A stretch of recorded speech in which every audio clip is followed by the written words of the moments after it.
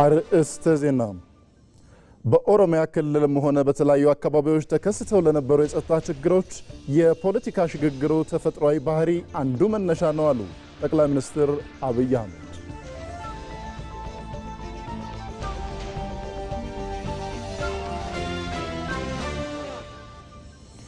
የህወሓት ቡድን ያለ ጦርነት መኖር እንደማይችል የፕሪቶሪያን ስምምነት ለማፍረስ የሄደበት ርቀት ማሳያ ነው።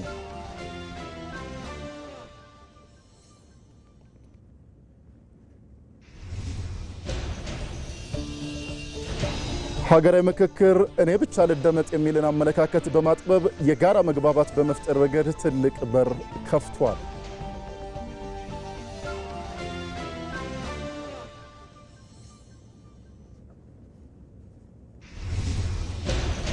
ከውጪ በጋዛ የተደረገው የተኩስ አቁም ስምምነት ተግባራዊ እየተደረገ አይደለም ሲል የተባበሩት መንግስታት ድርጅት ገለጸ።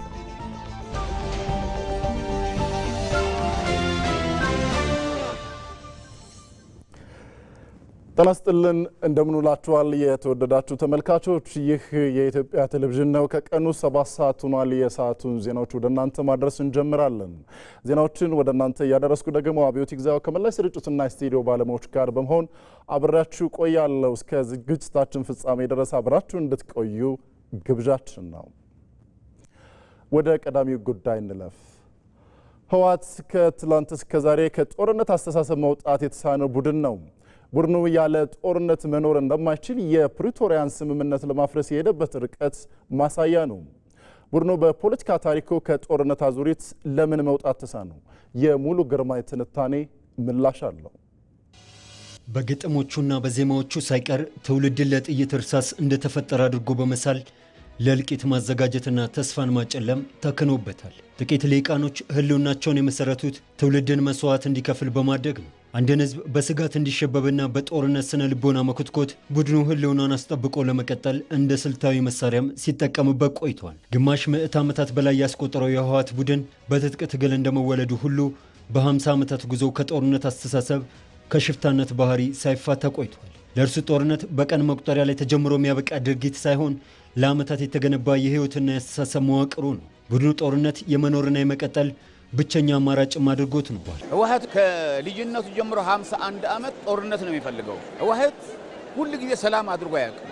ሁሉ ጊዜ ጦርነት ነው የሚፈልገው። የፖለቲካ ታሪክ ውስጥ የህወሓት አፈጣጠርና እድገት ሲታይ ከጅምሩ ከነጻና ዲሞክራሲያዊ የምርጫ ውድድር ይልቅ ጦርነትን፣ ከሰለጠነ የሀሳብ ልውውጥ ይልቅ የሽፍታነት አማራጭን መከተል መለያው አድርጎ የዘለቀ ቡድን ነው። ይህ ቡድን በስልጣን በነበረባቸው ዘመናትም ሆነ ከዚያ በኋላ የፖለቲካ አማራጩን በህዝብ ይሁንታ ላይ ሳይሆን በጉልበትና በማስገደድ ላይ ብቻ የተመሰረተ አድርጎታል። ዛሬ ኢትዮጵያ ከደረሰችበት የፖለቲካ አስተሳሰብ ደረጃ ጋር እኩል መራመድ አቅቶት ከ30 ዓመታት በፊት ወደ ነበረበት የሽፍታ ስራ በማፈግፈግ የጥፋት መንገዱን ቀጥሏል። ትግራይ ላይ ሆኖ ህዝቡን እንደ መያዣ እንደ ዕቃ ይዞ እንደ ፖለቲካ መጠቀሚያ አድርጎ ይዞ ያለው ኃይል በንግግርና በመግባባት ወይም በስምምነት የማያምን በፖለቲካ ሰላማዊ ፖለቲካ የማያምን ታጣቂ ቡድን ነው ይዞ ያለው ማለት ነው። አሁን ህወሓት በታሪክ የምንም አይነት የፖለቲካ ዲያሎግ ኦር ሰላማዊ ፖለቲካ ትግል አድርጎ አያውቅም። አሁን ይሄ ኃይል ህዝቡን ይዟል፣ አካባቢውን ተቆጣጥሯል፣ ከሽፍታም በታች ነው። ያለ መሳሪያ ድምጽ መኖር እንደማይችል ደግሞ የፕሪቶሪያ ስምምነትን ለማፍረስ የሄደበት መንገዱም አንዱ ማሳያው ነው። የፕሪቶሪያ የሰላም ስምምነት ለክልሉ ህዝብ ትልቅ እፎይታ፣ ለኢትዮጵያውያንም መረጋጋት ይዞ መጥቶ የነበረ ቢሆንም ህወሓት ግን ይህን አጋጣሚ ለሰላም ሳይሆን ለሴራና ለዳግም ጦርነት መዘጋጀትን ተጠቀመበት። ለዳግም ግጭት መዘጋጀትና የጦርነት ጉሰማውንም ተያያዙ። የትግራይ ጥያቄ፣ የትግራይ ፍላጎት ሰላማዊ በሆነ መንገድ፣ ዲሞክራሲያዊ በሆነ መንገድ ነው መፍታት ያለብን። ምክንያቱም ኃይል አይተነዋል፣ ጦርነት አይተነዋል፣ መጨረሻው ውድቀት እንደሆነ አይተነዋል። ለሰላም የተከፈቱ በሮችን ከመምረጥ ይልቅ የግብሩ መገለጫ የሆነው ጦርነትን መርጦ መንቀሳቀሱን በአደባባይ ጭምር እወቁልኝ ማለቱን ተያያዘው። ለዚህ ደግሞ ጦርነት ያንገሸገሸው ወጣት ለዳግም ጦርነት ለመማገድ ወጣቶችን እያፈሰ በደም መነገድን መረጠ። ብዕር ይዘው እውቀት ሊቀስሙ ትምህርት ቤት የተገኙ ወጣቶችን ለጥፋት መንገዱ ነፍጥ እንዲያነግቱም አስገደዳቸው። አሁን ወጣቱ ፈልጎ አይደለም ወደ ጫካ በኃይል ባፈሳም የትግራይ ወጣቶች እኔ እንደሚገባኝ ከሆነ እንደ ትግራይ ወጣትም መነጋገር ነው የምንፈልገው፣ ሰላም ነው የምንፈልገው። ከፕሪቶሪያ በኋላ ያለውን ሰላም እኛ ነው የምናውቀው። ጦርነት የነበረ ሰው ያውቀዋል። ህወሓት ያለ ጦርነት ወይም ያለ ስጋት ድባብ መኖር ይከብደዋል የሚባለውም ቡድኑ የተገነባበት የፖለቲካ ፍልስፍና አደረጃጀትና የህይወት ዘመን ልምዱ ከሰላማዊ ፖለቲካ ውድድር ይልቅ የኃይል ፖለቲካ የተጣባው በመሆኑ ነው። ሰላም በሰፈነ ቁጥር ቡድኑ የህዝብ አመኔታውን የሚያጣበት፣ የውስጥ ክፍፍሉ የሚጎላበትና የተጠያቂነት ስጋት ያለበት በመሆኑ ጦርነትና ሁከት የፖለቲካ ህልውናው ማስቀጠያ መሸሸጊያዎች ሆነው ያገለግሉታል። ሰላም ማለት ለቡድኑ የህልውና አደጋ የመጥፋትና የተጠያቂነት መድረክ ማለት መሆኑንም የሄደበት መንገድ ሁሉ ማሳያዎቹ ናቸው። የትግራይ ህዝብ ለሌላ ዙር ትርጉም አልባ እልቂትና ውድመት የሚዳርገውን የህወሓትን የጦርነት ነጋሪት ህዝቡ በይፋ አልቀበልም በማለት በተለያየ መንገድ እየገለጸ ይገኛል። የገነባው የሐሰት ትርክቶቹም ተንደውበታል። የቡድኑ ጥቂት ልሂቃን በህዝብ ካባ ተጠልለው ህልውናቸውን የማስጠበቅ ስልታቸው እንደማያዋጣቸውም ህዝቡ በግልጽ ቋንቋ ነግሯቸዋል። ከህዝብ ያፈነገጠ የጥፋት መንገድ ፍጻሜው ውድቀት መሆኑን ያልተረዳው ቡድኑ ከትናንት ስህተቱም መማር አልቻለም።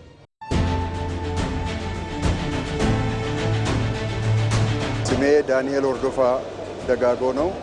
የመጣሁት ከቶሮንቶ ካናዳ ነው። ምክክር ማለት ወደ ሰላም የሚያመጣ፣ ወደ መግባባት የሚያመጣ፣ ወደ አንድነት የሚያመጣ፣ የሚያሻግር ልማትን የሚያመጣ የሀገርን እድገት ኢላማ አድርጎ የሚሄድ የሀሳብ መጣጣም ማለት ነው። ስሜ አብዱልማሊክ አብደላህ እባላለሁ። የመጣሁት ከማዕከላዊ ኢትዮጵያ ነው። እያንዳንዱ ተሳታፊ የራሱን ሀሳብ አንጸባርቋል፣ አዋጥቷል። ያንን ሀሳብ ወደ አንድነት በሚመጣ መልኩ መርጭ ተደርጎ ሀገራችን በምን አይነት ሁኔታ ላይ መገንባት መቻል አለበት ወደሚል ወደ ስምምነት እየተመጣ ነው። ያ ማለት የነገው የጋራ እጣ ፈንታችን በጋራ የመወሰን እድልን በጣም ክፍት ያደርግልናል ማለት ነው። መጋቢ ሃይማኖት ፍጹም ዳንኤል አዲስ አበባ ልደታ ክፍለ ከተማ ከማህበረሰብ የዚህ ሀገራዊ ምክክር የመጨረሻው መግባባትን፣ አንድነትን፣ ሰላምን የሚያመጣ ስለሆነ እየተግባባን ያለ ነው።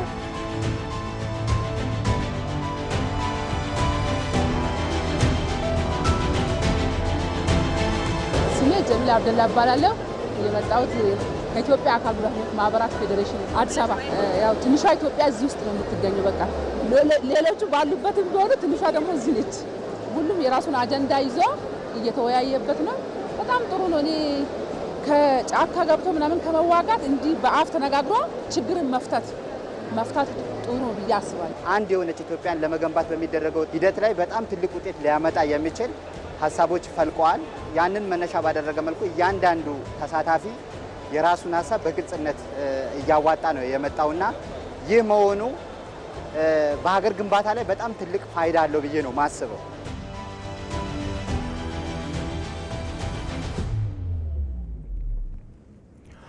በኢትዮጵያ እየተካሄደ የሚገኘው ሀገራዊ ምክክር አሸናፊና ተሸናፊ የሚለይበት መድረክ ሳይሆን ሁሉም ተመካክረው ሀገር የምታሸንፍበት ታሪካዊ አጋጣሚ ነው።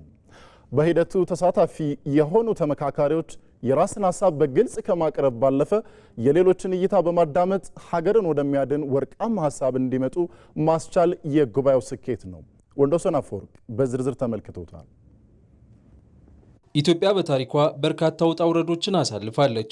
በእነዚህ ታሪካዊ ሂደቶች ውስጥ የተለያየ ጽንፍ ላይ የቆሙ ትርክቶች፣ የተለያዩ የተራራቁ የፖለቲካ እይታዎችና ፍላጎቶች ሲፋጩም ታይተዋል። ይህም በወሳኝ ሀገራዊ ጉዳዮች ላይ እንኳ ሀገራዊ መግባባት እንዳይኖር አድርጓል። ዛሬ ላይ ኢትዮጵያ ያለችበት ታሪካዊ ምዕራፍ ደግሞ እነዚህን ስብራቶች በኃይልና ጉልበት ሳይሆን በሰለጠነ አካሄድ በውይይትና በሀገራዊ ምክክር መድረክ ለመፍታት ጥረት እየተደረገ ያለበት ነው።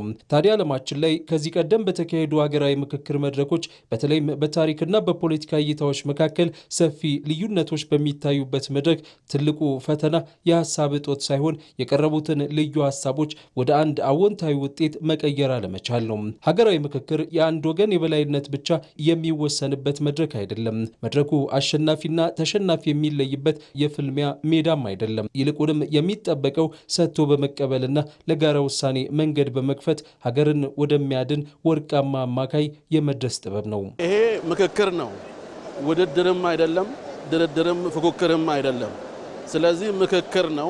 ምክክር ደግሞ የሚጠይቀው የመጀመሪያው ነገር የሌላውን ሀሳብ ማክበርና ማዳመጥ፣ ያዳመጡትን ኢንተርናላይዝ አድርጎ በዛ ሀሳብ ላይ የራስን ሐሳብ ማዋጣት ነው እንጂ የራስ ሐሳብ ብቻ እንዲያሸንፍ የፉክክር መድረክ አይደለም ማለት ነው። እዚህ ጋር በተለይም ከሊቃን ጋር ተያይዞ በርካቶች ስጋቶችን ሲያነሱ ይደመጣል። አንዳንዴ እነዚህ ሊቃን ወደ ምክክር መድረክ ሲመጡ የኔ እውነት ብቻ ነው ትክክለኛ፣ የኔ አቋም ብቻ ነው ሀገርን የሚያድነው የሚል ግትር አቋም ሊይዙ ይችላሉ የሚል። በእርግጥም በአንዳንድ ሀገራት ሀገራዊ ምክክር ሂደቶች እንደታየው ሊቃን የራሳቸውን ሀሳብ ለማስረገጥ ሲሉ በምክክር ሂደቱ ላይ ያልተገባ ጫናን ሲፈጥሩ ታይተዋል። እነዚህ ሊቃን የራሳቸውን ትርክት ብቸኛ እውነት አድርገው ለማቅረብ ሲሞክሩ አሊያም ደግሞ የራሳቸው ጥያቄ ካልተከበረ ሂደቱን እንደማይቀበሉ በመግለጽ በሌሎች ላይ የስነ ልቦና ጫናን ፈጥረው ሂደቱ እንቅፋት ሲገጥመውም ዓለም ታዝባለች። ታዲያ ተመካካሪዎች የራሳቸውን ሀሳብ ከማቅረብ ባለፈ የሌላውን ሀሳብ በጥሞናና በቅንነት ለመስማት ዝግጁ የሆኑ ዘንድ ይጠበቅባቸዋል። የሰው ልጅ መደመጥ የሚጀምረው የሌሎችን ሀሳብ በመስማት ነው። በሀገራዊ ምክክር ውስጥ የሚሳተፉ ራሱ መደመጥ እንደሚፈልገው ሁሉ የሌላውን ወገን ቁስልና ስጋት ለመረዳት በቅንነት ማዳመጥ ይኖርበታል።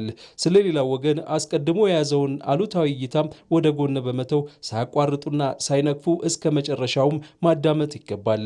ምክንያቱም እውነተኛ ምክክር የሚጀምረው እኔ የምናገረው ብቻ ትክክል ነው ከሚል ግትርነት በመውጣት የሌላው ወገን ስጋት ምንድን ነው ብሎ በጥሞና ማዳመጥ ሲቻል ብቻ ነው። የራስን ሀሳብ በግልጽ ከማቅረብ ባለፈ የሌሎችን ጥልቅ እይታ ማድመጥ ሀገርን ወደሚያድን ወርቃማ አማካይ ያመጣል። ወርቃማው አማካይ ደግሞ ሰጥቶ መቀበል ነው። ይህ እሳቤ በውይይት ሂደቱ ማንም ተሸናፊ ሳይሆን ሁሉም አካል በውጤቱ ላይ የኔነት ስሜት እንዲኖረው የሚያስችል የሁሉም አሸናፊነት ማረጋገጫ ነው። ከዚህም የተነሳ ወርቃማ አማካይ የጽንፈኝነትንና የልዩነትን ግንብ ያፈርሳል። ሁሉንም አሳታፊ ያደረገ ሀገራዊ መፍትሄ ይወለዳል። ከሁሉም በላይ ደግሞ የምንወዳትን ሀገር ሊያፈርሱ ከሚችሉ አደጋዎች የመከላከያ ግንብ ይሆናል። በኢትዮጵያ እየተካሄደ ያለው ሀገራዊ ምክክር አሸናፊና ተሸናፊ የሚወጣበት የፖለቲካ መድረክ ሳይሆን ሁሉም ተመካክሮ ሀገር የምታሸንፍበት ታሪካዊ አጋጣሚ ነው። ሁላችንም የተበደልንባቸው የተጎዳንባቸውን ነገሮች አንስተን ተነጋግረን እኔ ትብስ አንተ ትብስ ተባብለን አንዱ በአንዱ ጫማ ውስጥ እግሮቻችንን አስገብተን ተደማምጠን አገራችንን ከእንደገና እንወልዳታለን፣ አዲስ እናረጋታለን ብዬ አዲስ ተስፋ ጠብቃለሁ። ኢትዮጵያ የሁሉም ናትና የትኛውም የፖለቲካ አካል ብሔር ወይም እምነት አለፍ ሲልም የትኛውም ልሂቅ ብቻውን ሊያድናት ወይም ብቻውን ሊወስንላት አይችልም። ካለፈና ዘመናትን ካስቆጠረው የልዩነት አጥር ሀገር ልትድን የምትችለውም የሁሉም ድምፅ ተደምጦ የሁሉም ስጋት ተወግዶ በጋራ በሚገነባው ወርቃማ አማካይ መንገድ ብቻ ነው። ተመካካሪዎች የራሳቸውን ሀሳብ ለማሰማት የሚያደርጉትን ጥረት ያህል የሌላውን ለመስማትና ለመረዳት ልባቸውን ክፍት ሲያደርጉ በዚያ መሃል ሀገርን ከቆየ ህመሟ የሚያድን ውጤት ይገኛል። የሰጥቶ መቀበል መርህም መሸነፍ ሳይሆን ሀገርን ማዳን ነውና የመጨረሻው ግቡ። ሀገራዊ ምክክሩ እኔ ብቻ ልደመጥ የሚልን አመለካከት በማጥበብ የጋራ መግባባት በመፍጠር ረገድ ትልቅ በር ከፍቷል። በዜጎች መካከልም ሁሉም ስለ ሀገሩ ይመለከተዋል። የአመለካከት ልዩነትም የውበት እንጂ የጸብ ምክንያት አይሆንም የሚልን እሳቤ እያሰረጸም ይገኛል። ይህም የመደመጥና የጋራ ባለቤትነትን ስሜት ፈጥሯል። ብርክቷ ይተገኝ በኢትዮጵያ ባለፉት ዓመታት የኔ ሐሳብ ብቻ ልክ ነው፣ እኔ ብቻ ልደመጥ፣ የኔ ጉዳት ይበልጣል የሚለው አመለካከት ከማቀራረብ ይልቅ ጦር አማዞ የጎሪጥ ሲያተያይ ቆይቷል። ሀገራዊ ምክክሩም እኔ ያልኩት ብቻ ይሁን የሚለውን ጠባብ አመለካከት በማስወገድ ሰጥቶ መቀበልን መርህ ያደረገ የጋራ ብሔራዊ መግባባትን መፍጠር የተነሳበት ዓላማ ነው። ሂደቱም በኢትዮጵያ የጦር መሳሪያ ድምፅን አቁሞ ሐሳብን በሐሳብ የማሸነፍን የሰለጠነ አካሄድ በመከተል ዘላቂ ሰላምን እውን ለማድረግ ታይቶ የማይታወቅ አጋጣሚንም ፈጥሯል። የበለጸጉት አገሮች የአመክንዮ ኃያልነት ዘፓወር ኦፍ ሪዝን ተጠቅመው ነው ለሁሉም ነገር ምክንያት እየፈለጉ ለእያንዳንዱ ችግር ምክንያቱ ምንድነው፣ መፍትሄው ምንድነው ብለው እየተወያዩ ነው ሰልጥነው የምናያቸው ያለ ነው። ስለዚህ ይሄ የኔን ካልሰማ አካኪ ዘራፍ ማለት ወደ ጠበንጃ፣ ወደ ዱላ፣ ወደ ስድብ መሄድ የደካማ የሀሳብ ደካማነት የሚያሳይ ስለሆነ ከዚህ እንውጣ። እኔ ያልኩት ብቻ ግትር አቋም የራሴ ሀሳብ ካልተሳካ፣ የኔ ሀሳብ ካልተፈጸመ፣ የኔ ሀሳብ ካልተከናወነ ብለን የምናነሳው ሀሳብ ለሀገር የሚጠቅም አይደለም። ይሄ የሀገራችንን ነባራዊ ሁኔታ ያለመገንዘብ ነው። ኢትዮጵያ የብዙ ማንነት ያላቸው ህዝቦች አገር ናት። የሁላችንም የጋራ አገር ናት። ሀገራዊ ምክክር የአንድ ወገን ነጠላ ሐሳብ ብቻ የሚሰማበት አዳራሽም ሳይሆን የተለያዩ ድምጾች እኩል ተሰሚነት የሚያገኙበት የጋራ መድረክ ነው። የተለየ ሐሳብን ማራመድም ወንጀል ሳይሆን የዲሞክራሲ ባህል ማሳያ ነው። ውጪ ቢሆን ሰው የሚጣላባቸው የሚሰዳደብባቸው ቡድን ፈጥሮ ችግር ውስጥ የምንገባባቸው ጉዳዮች በጣም ጠንካራ የሆኑ ሀገራዊ ጉዳዮች ተለይተው ቁጭ ብለን በአንድ አዳራሽ ውስጥ እየተነጋገርን ያለው እየመከርን ያለነው ይሄ ትልቅ ለውጥ ነው፣ ሽፍት ነው ከነበርንበት ሁኔታ አንፃር ማለት ነውና አሁንም በሁሉ ነገር ላይ ላንግባባ እንችላለን፣ በሁሉ ነገር ላይ አንድ ላንሆን እንችላለን። ነገር ግን አትሊስት አይነኬ የሚመስሉ ብንናገራቸው ይሄኛው ያኮርፋል ይሄኛው እንዲህ ይሆናል ብለን የምናስባቸው የነበሩትን ነገሮች የምንፈራቸውን ጉዳዮች በአንድ አዳራሽ ውስጥ ገብተን ኢትዮጵያውያን ያለምንም ልዩነት በዘር በብሔር ማለት ነው በሃይማኖት በፖለቲካ አመለካከት ሳንለያይ በአንድነት እነዚህን ጠንካራ ጉዳዮች አንድ አዳራሽ ውስጥ ገብተን ሳንፈራረጅ ሐሳባችንን በነጻነት እየሰጠን ከአሸናፊና ተሸናፊ ስነ ልቦና ወጥቶ የጋራ መፍትሄ ላይ መድረስ ለሀገራዊ መጻኢ እድገት መሰረት ነው። ከጠመንጃ ይልቅ ሐሳብን መርጦ ወደ ውይይት ጠረጴዛ መምጣት ለዘላቂ ሰላም ማረጋገጫም ቁልፍ መፍትሄ ነው። መመካከር፣ መነጋገር፣ ከመነጋገር ውስጥ የሚወጣው ውጤት ለዛሬው ለነገው ትውልድ እረፍትና መፍትሄ የሚሆን ከልዩ ባክግራውንድ ልዩ ልምምድ ሰሜን፣ ደቡብ፣ ምስራቅ፣ ምዕራብ፣ ማዕከለኛው ምድራችን ለሀገራችን ላይ ያለው ወገን መተን እንዲህ ደግሞ በጠረጴዛ ዙሪያ መነጋገር በተለያየ መልኩ ተለያይቶ ከሚመጣው ግብና ጦርነትና መለያየትና መብላላት እንዲህ ቁጭ ብሎ በመነጋገር ውጤታማ የሆነ አልቲሜት ጎሉ ዘላቂ የሆነ ሰላም ካለ ዘላቂ የሆነ ልማት ይኖራል። ያ ደግሞ ዘላቂ የሆነ ልማት ለትውልዱ ለሁላችን የሚጠቅም የሚያሳርፍ አንድ ወደፊት ሁለት ወደ ኋላ እንዳንሄድ የሚያደርግ ፍሬያማ ውይይትና ውጤት ያመጣል ብዬ አስባለሁ። ከዚህ በፊትም ያጠፉን ግጭቶች ናቸው፣ አሁንም ያጠፉን ያሉ ግጭቶች ናቸው። ስለዚህ ከዚህ ወጥተን አንደኛ ምክክሩ ለምን ኋላ እንደቀረን ማየት አለብን። ሁለተኛ ችግሩን በደንብ ተገንዝበን መፍትሄው መውጫውንም ማየት አለብን። እንደሱ ካልሆነ ከዚህ የግጭት አዙሪት አንወጣም። ከግጭት አዙሪት አለመውጣት ማለት ደግሞ ድህነት፣ ለሁላችን መከፋፈል ማለት ነው። ስለዚህ ይሄ ምክክር ከዚህ ተነስተን ስናየው ለኢትዮጵያ ሀገራችን ቀንደኛ መፍትሄ ማለት የሚያመጣው ይሄ ነው። የሀገር ልማት የዜጎች አንድነት ውጤት ነው። ኢትዮጵያ እያከናወነች ያለውን የልማት ስራ ቀጣይነት እንዲኖረውም የጋራ መግባባት ያላቸው ዜጎች ያስፈልጋሉ። ልዩነቶችን እንደ ውበት ቆጥሮ በጋራ ጠረጴዛ ዙሪያ መምከር ኢትዮጵያ ለምታደርገው የእድገት ጉዞም ትልቅ አቅም ይፈጥራል። ከኢትዮጵያ ቴሌቪዥን በቀጥታ ወደ እናንተ እየደረሰ ያለውን የቀን 7 ሰዓት ዜናችንን ነው እየተከታተላችሁ የምትገኙት። የተወደዳችሁ ተመልካቾች ዜናዎቻችን ይቀጥላሉ። በፖለቲካና በማህበራዊ ዘርፍ የሚታዩ ልዩነቶችን ለመፍታት የሀገራዊ ውይይት፣ የህግ የበላይነትና የሰላም መንገድ አስፈላጊ ሆኗል። ኢትዮጵያውያን በሰባተኛው ጠቅላላ ምርጫ በሰላማዊ መንገድ ወጥተው ድምጻቸውን መስጠታቸው ትልቅ አንድምታ ያለው ነው። ቤተልሔም ገረመው ዝርዝር አላት። በኢትዮጵያ በቅርቡ የተካሄደው ሰባተኛው ጠቅላላ ምርጫ በሀገራችን የፖለቲካና ማህበራዊ ዘርፍ አዳዲስ ምዕራፎችን ከፍቷል። ምርጫው በሰላማዊና በዲሞክራሲያዊ መንገድ መጠናቀቁ የፖለቲካ ስልጣን የሚገኘው በህዝብ ድምጽ ብቻ መሆኑ በተግባር የተረጋገጠበት ነው። ህዝቡም በነጻነት በመውጣት የመምረጥ መብቱን የተገበረ ሲሆን ይህ ሀገራዊ ሂደት ለመንግስትም ሆነ ለፖለቲካ ኃይሎች ትልቅ የህዝብ አደራና ኃላፊነትን ጥሎ አልፏል። ሚሊዮን ሸንተሚያ ፍጆቹን ብዬ ባየ ለአፍሪካ ኬስ ባየን መገመቼሳ 54 ሚሊዮን ህዝብ ተመዝግቦ በሰላማዊ መንገድ በተካሄደው በዚህ ሂደት ድምጽ መስጠቱ በአፍሪካ ደረጃ ትልቅ ድምጽ ነው። በአፍሪካ ውስጥ 54 ሚሊዮን ማለት እጅግ ብዙ ህዝብ የሚገኝበት ሀገር ማለት ነው። ይህ በጣም የሚያስደስት ከፍተኛ ኃላፊነት የሚጠይቅና ትልቅ ግምት የሚሰጠው አንድ ነገር ነው። ሁለተኛው ህዝባችን ስራ ለመስራት ዝግጁ መሆኑን ነው። ባለፉት ዓመታት ውስጥ ላደረግነው ጥረት ዕውቅና ሰጥቶናል። ሶስተኛው ህዝባችን የዲሞክራሲ ስርዓትን ለመገንባት ያለው ቁርጠኝነት በግልጽ ታይቷል። የዲሞክራሲ ስርዓትን ለመገንባት ያለው ቁርጠኝነት በግልጽ ታይቷል። ቀላል ነገር አይደለም ስንል ለጠላቶች ብቻ ሳይሆን ለእኛም ጭምር ነው። ሰባተኛው ጠቅላላ ምርጫ በብዙዎች አይፈጸምም፣ አይሳካም፣ ሊሆን አይችልም እያሉ ከውጭና ከውስጥ ተደራጅተው ወጥተው አልቅሰው ሊያስለቅሱን ቢሞክሩም እኛ ግን ከዚህ ስለወጣን ይሆናል፣ ይሳካል፣ እንቀየራለን በማለት አዲስ ታሪክ ማስመዝገብ እንችላለን የሚል እምነት ነበረን። ህዝባችንም አላሳፈረንም፣ አዲስ ታሪክ ሰርቷል። በኢትዮጵያ ታሪክ ሰባተኛው ጠቅላላ ምርጫ በሰላምም በዴሞክራሲያዊ መንገድም በህዝብ ተሳትፎም በፓርቲዎች ተሳትፎም ልዩ ታሪክ ነው። ብዙ ፓርቲዎችም ድምፅ አግኝተዋል።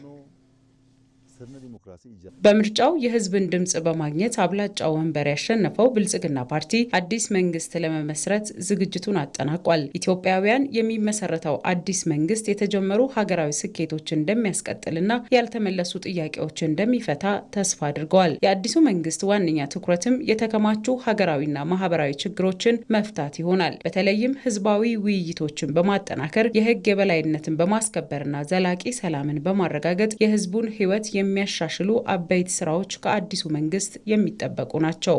አካመንታኮት ረኮወን ኩፈመን የተከማቹት ችግሮች በሀገራዊ ምክክር መፍትሄ ያገኛሉ ብዬ አምናለሁ። የተከማቹ የተለያዩ ችግሮች መኖራቸው ይታወቃል። እነዚህ ችግሮች በእኛ ውሳኔ ወይም በአንድ ቡድን ውሳኔ ሳይሆን መፈታት ያለባቸው በውይይት መሆን አለበት የሚል እምነት ነበረን። አሁን ትልቅ ምክክር እየተካሄደ ይገኛል። በዚህ ምክክር የተከማቹ ችግሮች ብዙዎቹ መፍትሄ አግኝተው ህዝባችንን ያሳርፋሉ የሚል እምነት አለኝ። ከዚህ በመነሳት ዘላቂ ሰላም በክልልና በሀገር ደረጃም ሊመጣ ይችላል የሚል እምነት አለኝ። ዘላቂ ሰላም ይመጣል ማለት ልማት ሊስፋፋ ይችላል ማለት ነው። የህግ የበላይነት መረጋገጥ አለበት። ለዚህ ደግሞ ህጉ አካታች በሆነ መልኩ መደንገግ አለበት። አካታች ህግ ከደነገግን፣ የሚመለከታቸው ኃይሎች ስራቸውን ከሰሩ ዘላቂ ሰላም አስፍነን ልማት ማስፋፋት እንችላለን። አዲሱ መንግስት በቀጣይ 5 ዓመታት ትኩረት ከሚያደርግባቸው ዘርፎች መካከል የህዝቡን የምግብ ዋስትና ማረጋገጥ፣ የማዳበሪያና የእርሻ ግብዓቶችን በሀገር ውስጥ ማምረት፣ የኒውክሌር ኤነርጂና የተፈጥሮ ጋዝ ልማትን ማፋጠን ይገኙበታል። የመንግስት አገልግሎት አሰጣጥን በቴክኖሎጂ በመደገፍ ቢሮክራሲንና ሙስና መቀነስ እንዲሁም የከተሞች ልማትን በማስፋፋት ለዜጎች ምቹ የመኖሪያና የስራ ከባቢ መፍጠር የመንግስት ቀጣይ 5 ዓመታት የትኩረት ማዕከላት ናቸው። ከነራ ደርቤ ገመድ ነግዴቲን ኬሰቱ ወቢኛታ በኢኮኖሚ በኩል በሚቀጥሉት ዓመታት በምግብ ራስን መቻል ትልቅ አጀንዳ መሆኑ ያበቃል የሚል ትልቅ እምነት አለኝ።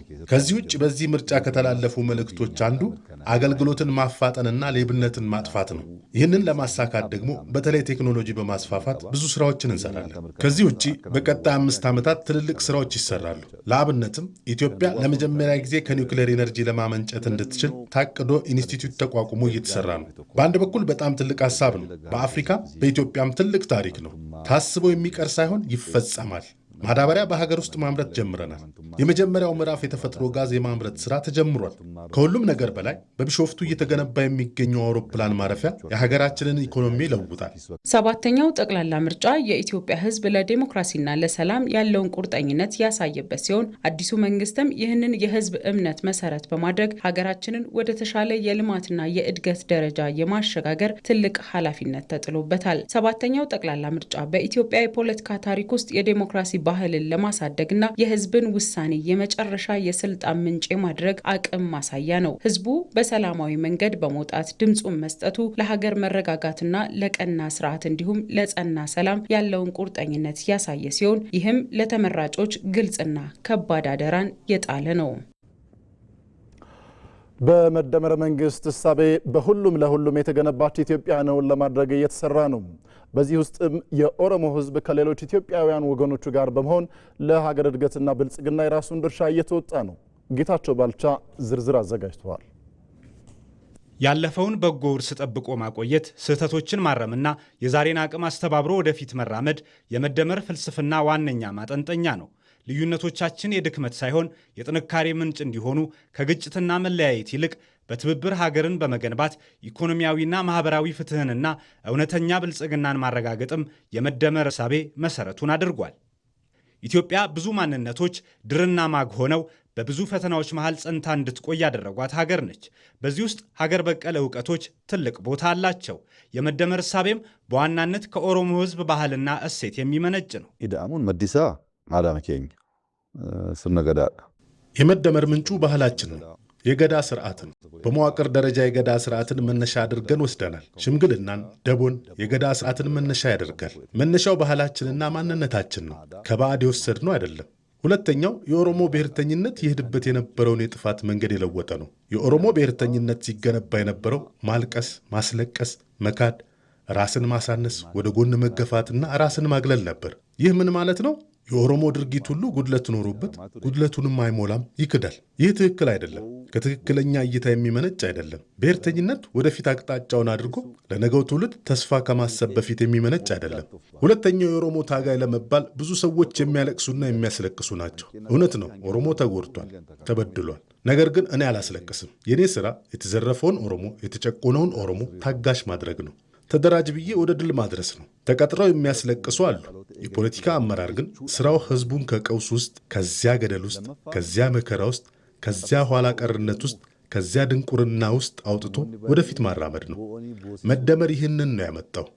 መደመር ወደ ኋላ ማየት ለትምህርት ነው ይላል። ወደ ኋላ ስመለከት ለማልቀስና ለማስለቀስ አይደለም። የመደመር ፍልስፍና ሌሎችን የሚገፋ ሳይሆን የሚያቅፍ፣ ጭቆናን ሳይሆን ፍትህን ማስፈን ነው። የጋራ ቤታችን የሆነችው ኢትዮጵያ ለሁላችንም ትበቃለችና በአንድነት እናሳድጋት የሚለውም ዋነኛ መርሁ አድርጓል። የኦሮሞ ህዝብ የራሱን ጥቅም አስጠብቆ የሌላውንም እያከበረ ከመላው የኢትዮጵያ ህዝብ ጋር በመሆን ለሀገር ልማትና እድገት የሚሰራበትን ፖለቲካዊ ስርዓት እውን ማድረግም ላይ ያተኮረ ነው። ኦሮሞን አመሳ አሞምነሳ አመቀበኝሳ ኦሮሞ በልኩ እንደ አቅሙ እንደ ሀብቱ በኦሮሚያ፣ በኢትዮጵያ፣ በአፍሪካ ውስጥም ልዩ አስተዋጽኦ ሊኖረው ይችላል የሚል እይታ ይዞ የመጣ ነው መደመር። ይህ ብቻ አይደለም፣ የፖለቲካ ማሻሻያ ያደርገናል። ትልቅ ሆነን እያለን እንደ ትናንቱ መጨቆን፣ እንደ ትናንቱ 2-3 ቡድኖችን በመያዝ ሌሎቹን በመተው ሳይሆን ሁሉን አቅፎ በመሄድ ሶማሌውም፣ አፋሩም፣ ቤኒሻንጉሉም የሀገር ባለቤትነታቸው ተረጋግጦ በእኩልነት ሀገር ማስተዳደር እንዲችሉ ማድረግ ችለናል። ይህ በኢትዮጵያ ታሪክ ውስጥ ታይቶ አይታወቅም። በኢትዮጵያ ታሪክ ምክትል መሪን ከሶማሌ ማግኘት፣ ፋይናንስ ሚኒስትር ከሶማሌ ማግኘት በጭራሽ በኢትዮጵያ ታሪክ ውስጥ አልነበረም። የመከላከያ ሚኒስትር ከአፋር ማግኘት አይታሰብም ነበር። ይህንን ያመጣው መደመር ነው። ለምን? ሁሉም ድርሻ አለው፣ አስተዋጽኦ ማድረግ ይችላል። በዚያ ውስጥ ሀገር ሊገነባ ይችላል። የመደመር መንግስት በኢትዮጵያ አካታችና ሁሉን ተጠቃሚ የሚያደርግ ስርዓት መገንባት በቃል ብቻ የሚናገረው ሳይሆን በተግባር እያሳየው ያለ ሀቅ ነው። በሁሉም ክልል ራስን በራስ የማስተዳደር እውነተኛ ህብረ ብሔራዊ ፌዴራሊዝም ስርዓት እውን እንዲሆንም ያደረገ ነው። ከዚህ በተቃራኒ ግን በአንድ ወገን የኦሮሞ ህዝብ በተለየ መንገድ ተጠቃሚ ሆኗል፣ በሌላ በኩል ደግሞ ኦሮሞ ምንም አልተጠቀመም የሚሉ ሐሳቦችን የሚያራምዱ አካላት ይስተዋላሉ። እነዚህ ሐሳቦች የኦሮሞ ህዝብ የታገለለትን ፍትሐዊ ስርዓት ሰፍኖ የማየት ዓላማ በበቂ መጠን ካለመረዳት የሚመነጩ ናቸው። ወሪ ኦሮሞን አባ ደረቤተኤ አባ የሮ ኦሮሞ ባለተራ ባለጊዜ ሆኗል የሚሉትም የፖለቲካ ሐሳብ የላቸውም። ኦሮሞ የሚገባውን እያገኘ አይደለም የሚሉም በቂ የፖለቲካ ሐሳብ የላቸው። ሁለቱ ቡድኖች ሲታዩ አንዱ ቡድን ዝርፊያን የለመደ ነው። ትላንት ዝርፊያ ለምዷል። እሱ ቀረበት። እንደፈለገ መሬትህን፣ ሀብትህን ይዘርፋል። የአንተን ሰው ያስራል። እሱ አንደኛ ሆኖ አንተ ሁለተኛ መሆን አቅቶህ እንደፈለገ መኖር የለመደና እሱ ቀርቶበት እያለቀሰ ያለ ነው። አንዱ ቡድን ይህ ነው። ሁለተኛው ቡድን ከእኔ ውጭ የሚሉ እና በልባቸውና በአእምሯቸው ውስጥ ክፉ በሽታ ያለባቸው ናቸው። እኔ ብቻ ይላል። ኦሮሞ እኔ ነኝ፣ ታጋይ እኔ ነኝ፣ ድል ከእኔ ውጭ አይመጣም፣ መምራት ያለብኝ እኔ ብቻ ነኝ የሚል ነው። ነገር ግን ሁለቱም ቡድኖች ከግል ፍላጎት ይነሳሉ። የህዝብ ጉዳይ አሳስቧቸው አይደለም። ልዩነታችን የሚከፋፍለን ግድግዳ ሳይሆን የሚያጠናክረን ድልድይ ሲሆን ትብብራችንም ከቃል ወደ ተግባር ሲሸጋገር የጋራ ቤታችን ኢትዮጵያ የፍትህ፣ የሰላምና የብልጽግና ቤት ትሆናለች። መደመር ማለት የተለያየንበትን ማጥፋት ሳይሆን ለአንድ የጋራ ዓላማ ማዋል ነው። ኢትዮጵያም በዚህ መንፈስ ከትላንት ተምራ ዛሬን አስተባብራ ነገዋንም በውድ ልጆቿ ትብብር በጠንካራ መሰረት ላይ እየገነባች ነው። የተወደዳችሁ ተመልካቾች ጠቅላይ ሚኒስትር አብይ አህመድ ከኦቤን ጋር ያደረጉትን ቃለ መጠይቅ ላይ ትኩረታቸውን ያደረጉ ዘገባዎችን ቆየት ብለን እንመለስባቸዋለን። አሁን ወደ ሌሎች ጉዳዮች እንለፍ። የኢትዮጵያ መከላከያ ሰራዊት ፋውንዴሽን ከዩናይትድ አረብ ኤሚሬትስ ሪፖርታጅ ግሩፕ ጋር በመተባበር በአዲስ አበባ ሁለገብ የመኖሪያና የንግድ ህንፃ ለመገንባት የልማት አጋርነት ፕሮጀክት ይፋ አደረጉ። የሚገነባው ህንፃ 1086 ስቱዲዮ፣ ባለ 1 እና ባለ 2 መኝታ የመኖሪያ አፓርታማ፣ የንግድ ሱቆች፣ ጂምናዚየም፣ መዋኛ ገንዳ፣ የስፖርት ማዘውተሪያና ሌሎች ዘመናዊ አገልግሎቶችን የሚያካትት ነው። ፕሮጀክቱ ዘመናዊ ከተማን በመገንባት የዜጎችን የኑሮ ደረጃ ለማሻሻል የስራ ዕድል ለመፍጠርና የግሉን ዘርፍ ተሳትፎ ለማጠናከር ጉልህ አስተዋጽኦም ይኖረዋል። የኢትዮጵያ መከላከያ ሰራዊት ፋውንዴሽንና የሪፖርታጅ ግሩፕ የልማት ትብብር የኮንስትራክሽን ኢንዱስትሪ ዘርፉን ለማዘመን ተጨማሪ አቅም የሚፈጥር መሆኑ ተገልጿል። አጋርነቱ ከግንባታ ባሻገር የተቋማቱን ስትራቴጂያዊ የልማት ትብብርን እንዲሁም የሀገራቱን ጠንካራ ስትራቴጂያዊ አጋርነት ወደ ላቀ ምዕራፍ ለማሸጋገር የሚያስችልም ነው። እንደ ሪፖርተራችን ሳምሶን በላይ ዘገባ የፋውንዴሽኑና የሪፖርታጅ ግሩፑ ትብብር ዓለም አቀፍ አልሚዎች ኢትዮጵያን የኢንቨስትመንት መዳረሻ የስበት ማዕከል እያደረጓት እንደሚገኝ ማሳያ ነው።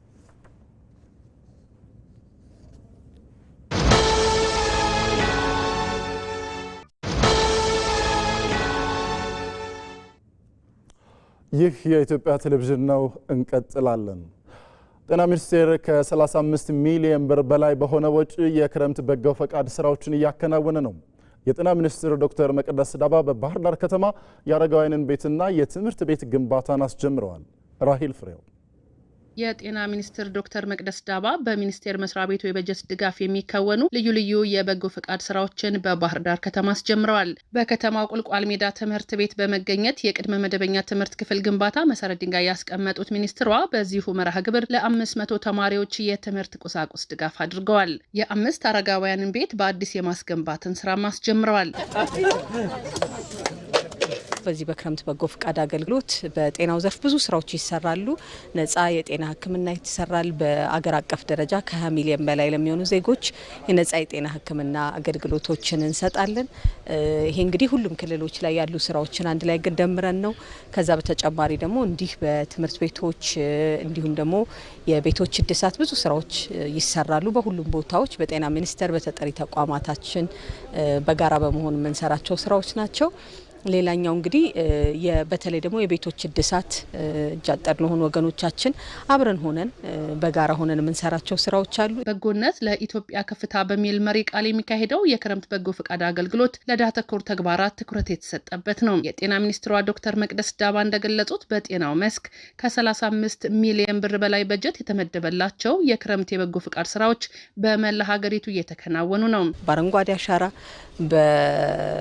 በክረምት በጤና በጎ ፈቃድ እንዲሁም ደግሞ መሳሪያዎችን በማደስ እንደምናውቃቸው በብዙ ቦታዎች ላይ ተበላሽተው አገልግሎት ያቆሙ የጤና መሳሪያዎችን ማደስም ከጤና ቢሮ ጋር አንድ ላይ በመሆን እናድሳለን። በጤናው ዘርፍ ብዙ ነው በክረምት ፈቃድ በጎ ፈቃድ የምንሰራው። በበጎ ፈቃድ ስራዎች ማስጀመሪያ ላይ የተገኙት የባህር ዳር ከተማ ምክትል ከንቲባ አቶ አስሜ ብርሌ እንዳሉት እንዲህ አይነት ድጋፎች የዜጎችን የመተባበር ሴቶች አጎልብተዋል። ገንዘብ ከተለያዩ ማህበረሰቦች በመሰብሰብ አቅመ ደካሞችን በመደገፍ ማዕድ በማጋራት በጣም ትልቅ ስራ ነው እየተሰራ ያለውና ለዚህ ማሳያ አሁን በቅርብ አንድ ባለሀብት ብቻ 10 ቤት እገነባለሁ ብሎ አዲስ ቤት ቦታ ተረክቧል ማለት ነው። ስለዚህ ይሄ የበጎነት አገልግሎት ከጊዜ ወደ ጊዜ ግንዛቤው እያደገ ነው የመጣው። የመኖሪያ ቤታቸው ከሚገነባላቸው አንዷ የሆኑት ጥሩ ብርሌ በአቅም እጥረትና በመኖሪያ ቤታቸው እርጅና በክረምት ይቸገሩ እንደነበረ አንስተው ሚኒስቴር መስሪያ ቤቱ ባደረገላቸው ድጋፍ ደስታቸውን ገልጸዋል።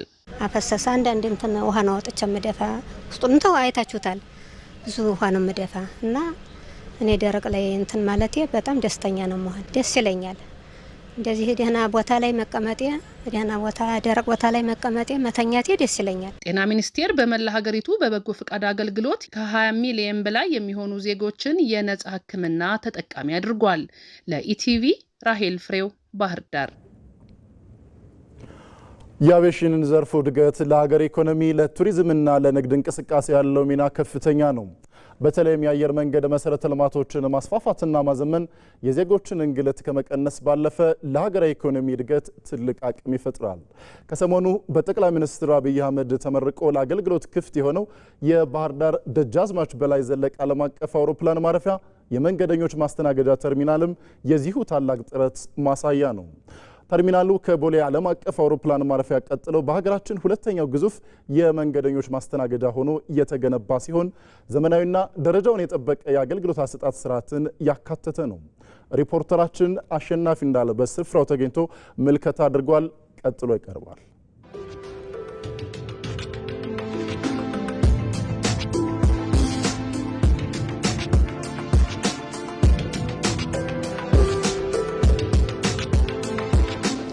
በኢትዮጵያ የብልጽግና ጉዞ ውስጥ ልዩ ትኩረት ከሰጣቸው ዘርፎች መካከል የአቪዬሽን ኢንዱስትሪው አንዱ ነው። ለዚህ ዘርፍ በተሰጠው ልዩ ትኩረትም ከቅርብ ዓመታት ወዲህ በርካታ ለውጦች መጥተዋል። የሀገር ውስጥ መዳረሻዎች በርከት እያሉ መሆናቸውን እየተመለከትን ነው። ይህ ደግሞ በተለይ የከተሞችን ተጠቃሚነት የሚያረጋግጥ ከተሞች ማግኘት ባለባቸው መልማት ባለባቸው ልክ እንዲለሙ ትልቅ አስተዋጽኦ የሚያበረክት ነው። በአማራ ክልል የተመለከትን እንደሆነ ከቅርብ ዓመታት ወዲህ በተሰሩ ስራዎች የተለያዩ ለውጦች መጥተዋል። በቅርቡም የደብረ ማርቆስ አውሮፕላን ማረፊያ መመረቅ እናስታውሳለን። አሁን የምንገኝበት ደግሞ የባህር ዳር የደጃዝማች በላይ ዘለቀ አዲሱ ተርሚናል ነው። የእንግዶች መቀበያ ነው። ከዚህ ቀደም ይህንን ያክል ስፋት አልነበረውም። ብዙ ምቹ ነገሮች አልነበሩም። አሁን ግን ዘመኑን በዋጀ መልኩ የተገነባ ነው።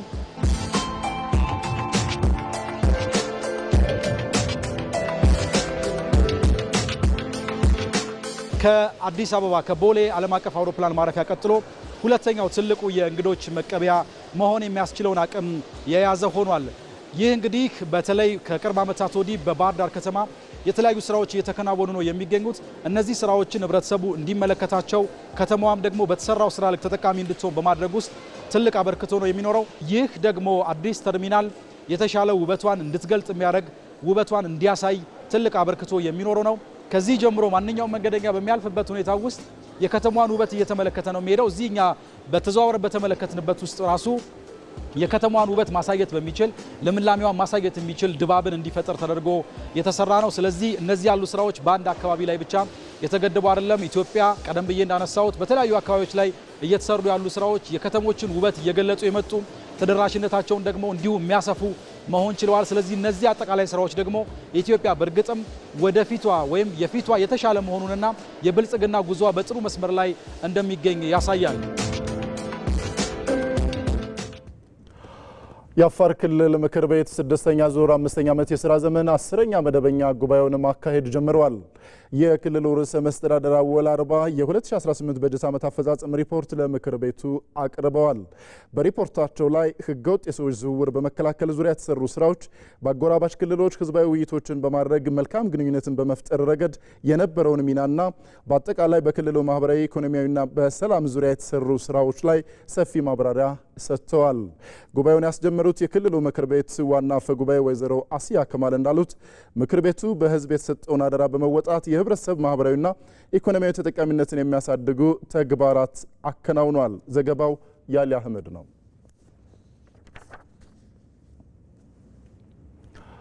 የኢትዮጵያ ንግድ ባንክ አመራሮችና ሰራተኞች ከብክለት ነፃ የሆነችና የተፈጥሮ ስነ ምህዳሯ የተጠበቀች ኢትዮጵያን ለመጪው ትውልድ የማስረከብ ራዕያቸውን ሰንቀው በእንጦጦ አካባቢ የችግኝ ተከላ መርሃ ግብር አከናውነዋል። በዚሁ የችግኝ ተከላ ፕሮግራም ላይ የተሳተፉት የባንኩ ኤክስኪዩቲቭ ምክትል ፕሬዝዳንት ኤፍሬም መኩሪያም እንዳስታወቁት የተፈጥሮ ስነ ምህዳሯ የተጠበቀችና አረንጓዴ ሀገርን ለቀጣዩ ትውልድ ለማስረከብ ችግኝ መትከልና መንከባከብ ወሳኝ ሚና አለው። የኢትዮጵያ ንግድ ባንክ በዘንድሮ መርሃ ግብር 250 ሺህ የሚሆኑ ችግኞችን ለመትከል ማቀዱን የገለጹት ምክትል ፕሬዝዳንቱ አረንጓዴ አሻራን ማኖር በባንኩ ሰራተኞች ዘንድ መልካም ባህልና የዘወትር ልምድ እየሆነ መምጣቱን አብራርተዋል።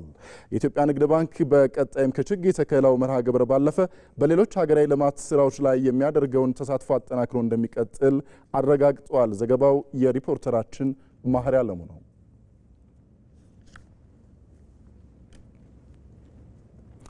በተመሳሳይ የኦሮሚያ ባንክ ዓመታዊ የችግኝ ተከላ መርሃ ግብር አካሄደም። ገላን አካባቢ በተደረገው የችግኝ ተከላ መርሃ ግብር የባንኩ ሰራተኞችና የስራ ኃላፊዎች ተሳትፈዋል። ባንኩ ችግኝ ተከላ ባህል አድርጎ የቆየ ቢሆንም የአረንጓዴ አሻራ መርሃ ግብር በሚሰጡ ሀገራዊ መርሃ ግብሮች መሪ ሀሳብ ላይ ተመስርቶ ይበልጥ ይህን ልምድ አጠናክሯል። ህጻናት ስለ ሀገራቸው ያላቸው ግንዛቤና ፍቅር ለማበረታታት ከወላጆቻቸው ጋር ተስፋን እንትከል በሚል መሪ ሀሳብ ችግኝ ተክለዋል። እንደ ሪፖርተራችን ሳራ ሳህለ ስላሴ ዘገባ መርሃ ግብሩ ቤተሰባዊ ትውውቅን የሚያጠናክር ነው ያሉት ተሳታፊዎቹ አረንጓዴ ኢትዮጵያ ለትውልድ ለማስተላለፍ ወሳኝ መሆኑንም ገልጸዋል።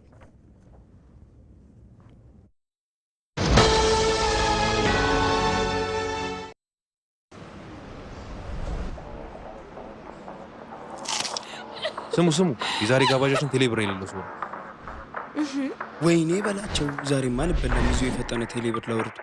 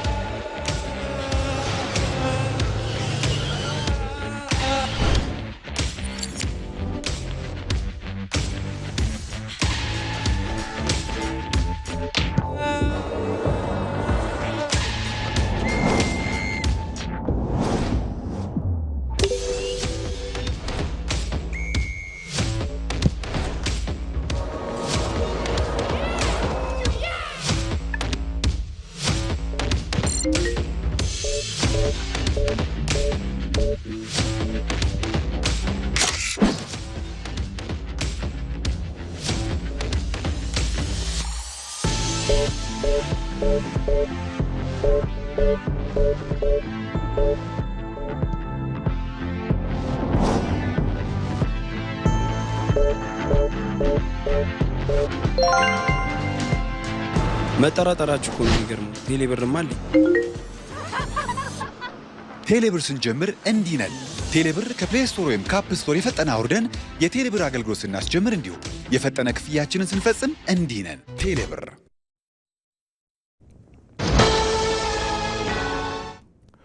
ለዘመናት ሲባክን የኖረው የኢትዮጵያ የማዕድን ሀብት ዛሬ ላይ በመደመር መንግስት አዲስ እይታ ሀገር ኢኮኖሚ አንቀሳቃሽ ሞተር ሆኗል።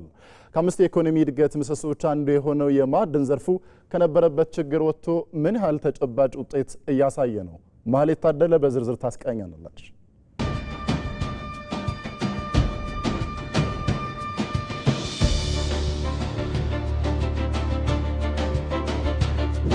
ለመበልጸግ የሚያስችል መቃቀም የሀገራትን ልማት የሚያግዝ ሀብት ለማፍራት መነሻ ወረት ነው ይላል የመደመር መንግስት መጽሐፍ። ሀገራት ወደፊት መጓዝ የሚችሉት ያሏቸውን አቅሞችና እድሎች መጠቀም ሲችሉ ነው። ኢትዮጵያ በተፈጥሮ የታደለችውን ሀብት መጠቀም አለመቻሏ ከዓለም ወደ ኋላ የመቅረቷ አንዱ ምክንያት ነው። የመደመር መንግስት የባከነ እምቅ አቅም በሚለው ርዕሱ ስር ኢትዮጵያ በግብርና፣ በማዕድን፣ በኃይል፣ በቱሪዝም፣ በሰው ኃይልና በሌሎች ዘርፎች ያላት እምቅ አቅም ሲባክን መኖሩን ይዘረዝራል። የማዕድን ሀብቷን ብቻ ብንመለከት ከከበሩ ማዕድናት ዝርዝር ውስጥ በኢትዮጵያ በስፋት የሚገኘውን ወርቅን ጨምሮ ኦፓል፣ ኤሜራልድና ሳፋየርን የመሳሰሉ እጅግ ውድና የከበሩ ድንጋዮች፣ ለጌጣጌጦችና ለኤሌክትሮኒክስ ዕቃዎች ምርት የሚያገለግለው ፕላቲኒየም፣ ለኢንዱስትሪ ስራዎች ግብአትነት ከሚውሉ ማዕድናት መካከል አንዱ የሆነው ታንታለም፣ ለኢትዮጵያ የግብርና እድገት ወሳኙና ለማዳበሪያ ምርት የሚውለው ፖታሽ፣ አሁን ላይ ለኤሌክትሪክ መኪኖች ባትሪ ምርት በዓለም ተፈላጊነቱ እየጨመረ የመጣው ሊቲየም፣ ለኢነርጂና ለግንባታ ግብአትነት ከሚውሉ ማዕድናት ውስጥ ደግሞ የተፈጥሮ ጋዝ፣ የድንጋይ ከሰል፣ ብረት፣ የኖራ ድንጋይና ጅብሰም በተለያዩ የኢትዮጵያ አካባቢዎች በስፋት የሚገኙ ማዕድናት ናቸው። እነዚህና ሌሎች የተፈጥሮ ማዕድናትን የታደለችው ኢትዮጵያ እስከ ቅርብ ጊዜ ድረስ ከዘርፉ የምታገኘው ጥቅም እዚህ ግባ የሚባል አልነበረም። ዘርፉ በህገወጥ ንግድና በኮንትሮባንድ፣ በመሰረተ ልማት እጥረት፣ በቴክኖሎጂ ባልታገዘ አመራረት እንዲሁም በአስተዳደርና በቢሮክራሲ ችግሮች የተተበተበ ነበር። የመደመር መንግስት አዲስ እይታ የብዝሃ ዘርፍ ኢኮኖሚን ተግባራዊ በማድረጉ ቀደም ሲል ለብክነት ሲዳረግ የቆየው የማዕድን ሀብት አንዱ የኢኮኖሚ ምሰሶ መሆን ችሏል። ይህ የሀገር በቀል የኢኮኖሚ ማሻሻያ የማዕድን ዘርፉ እጅግ አስደናቂ የሆነ እድገት እንዲያስመዘግብ እድል ፈጥሮለታል። በተለይም በወርቅ ምርትና የወጪ ንግድ ላይ የታየው ለውጥ እጅግ አስደማሚ ነው። የኢትዮጵያ የወርቅ የወጪ ንግድ ገቢ በ2017 ዓ.ም ከተለመደው 100 ሚሊዮን ዶላር ወደ 3.5 ቢሊዮን ዶላር በማደግ የ35 እጥፍ እድገት አስመዝግቧል። ዘንድሮ ደግሞ 44 ቶን ወርቅ ወደ ውጭ በመላክ ከ5.65 ቢሊዮን ቢሊዮን ዶላር በላይ ገቢ ተገኝቷል። ይህም ከ1984 እስከ 2011 ዓ.ም ድረስ ባለፉት 27 ዓመታት ከወርቅ ከተገኘው ከ3.7 ቢሊዮን ዶላር አጠቃላይ ገቢ ጋር ሲመሳከር የ1.8 አካባቢ ቢሊዮን ዶላር ብልጫ ያለው ነው። በሌላ በኩል የድንጋይ ከሰል ፋብሪካዎችን በመገንባት ከውጭ የሚገባውን በማስቀረት በቢሊዮን የሚቆጠር ዶላር ማዳን ተችሏል። የአርጆ የድንጋይ ከሰል ፋብሪካን እንደ ምሳሌ ብንመለከት በየዓመቱ የድንጋይ ከሰል ለማስገባት ይወጣ የነበረውን ከ300 ሚሊዮን ዶላር በላይ የውጭ ምንዛሪ ሙሉ በሙሉ በሀገር ውስጥ ምርት መተካት አስችሏል። በተመሳሳይ የኖራ ድንጋይ የሀገር ውስጥ ምርት ድርሻ ከ17 በመቶ ወደ 75 በመቶ ከፍ ማለቱ ግዙፍ የሲሚንቶ ፋብሪካዎች የማምረቻ ወጪያቸውን በከፍተኛ ደረጃ እንዲቀንሱ አግዟቸዋል። በዚህም ባለፉት 8 ዓመታት በኢትዮጵያ ዓመታዊ የሲሚንቶ ምርት ከ8 ሚሊዮን ቶን ወደ 14 ሚሊዮን ቶን አድጓል። ኢትዮጵያ ያላትን ከ1.1 ቢሊዮን ቶን በላይ የብረት ማዕድን ክምችት ወደ ሀብት ለመቀየር በዓመት 3 ሚሊዮን ቶን ብረት በሀገር ውስጥ ለማምረት ግብ ተቀምጦ እየተሰራበትም ይገኛል። በተጨማሪ በሴራሚክና እብነ በረድ ምርቶች ካለው ፍላጎት 70 በመቶውን በሀገር ውስጥ ምርት ለመተካት እቅድ ተይዞ አዳዲስ ፋብሪካዎች ወደ ስራ ገብተዋል። ሌላው የማዕድን ዘርፍ ውጤት በዓመት 111 ሚሊዮን ሊትር ፈሳሽ የተፈጥሮ ጋዝ ማምረት የሚችል ፕሮጀክት በሶማሌ ክልል ኦጋዴን መገንባቱ ሲሆን በየዓመቱ 3.3 ቢሊዮን ሊትር የሚያመርት የተፈጥሮ ጋዝ ማጣሪያ ፕሮጀክትም ተጀምሯል። ይህ በማዕድን ዘርፉ የታየው እድገት በማክሮ ኢኮኖሚው ላይ ካስመዘገበው ለውጥ ባሻገር ማህበራዊ ፋይዳውም እጅግ የጎላ ነው። አሁን ላይ የማዕድን ዘርፍ ከ1 ሚሊዮን በላይ ለሚሆኑ ኢትዮጵያውያን ቀጥተኛ የሥራ ዕድል ፈጥሮላቸዋል። ከ4 ሚሊዮን በላይ ለሚሆኑ ዜጎች ደግሞ በአንድም ይሁን በሌላ መልኩ ኑሯቸው በዚህ ዘርፍ ላይ የተመሰረተ እንዲሆን አግዟል። በ2018 ከማዕድን ዘርፍ የወጪ ንግድ ከ5.7 ቢሊዮን ዶላር አጠቃላይ ገቢ ተገኝቷል። ይህን ገቢ በቀጣይ ዓመት 6.7 ቢሊዮን ዶላር የማድረስ እቅድም አለ። ይህን ያህል ገቢ ለዚያውም እንደ እርግማን ይቆጠር ከነበረ ዘርፍ ማግኘትም ሆነ ማሰብ ትልቅ የትርክት ለውጥ ጭምር ነው። የማዕድን ዘርፉ በ10 ዓመቱ መሪ የልማት እቅድ የተቀመጠለትን 10 በመቶ የሀገር ውስጥ የምርት እድገት ድርሻ በቅርቡ እንደሚያሳካው የአጭር ጊዜ ውጤቶቹ ጠቋሚ ናቸው። በአጠቃላይ ሀገር በቀል የኢኮኖሚ ማሻሻያው የማዕድን ዘርፉን ከውስብስብ ችግሮቹ አላቆ ለኢትዮጵያ እድገት አንቀሳቃሽ ሞተር አድርጎታል። የመደመር መንግስት እንደሚለው ያሉንን እምቅ አቅሞች መጠቀም ስንጀምር ጉዟችን ቀና ይሆናል። ማዕድንም ይህን ካረጋገጥንባቸው ዘርፎች መካከል አንዱ ሆኗል።